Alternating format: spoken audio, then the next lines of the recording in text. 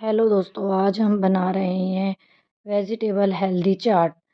ये सब हमारे लिए बहुत ही लाभदायक है।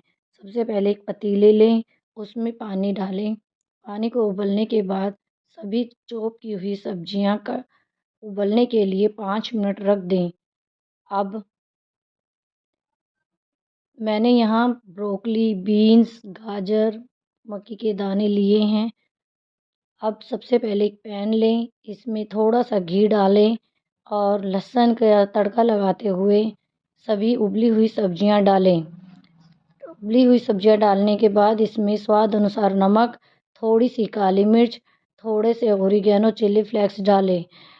2 मिनट के लिए अब ढककर छोड़ दें। अब सबसे लास्ट में इसमें नींबू निचोड़ें और हमारी हेल्दी वेजिटेबल चाट तैयार है। आओ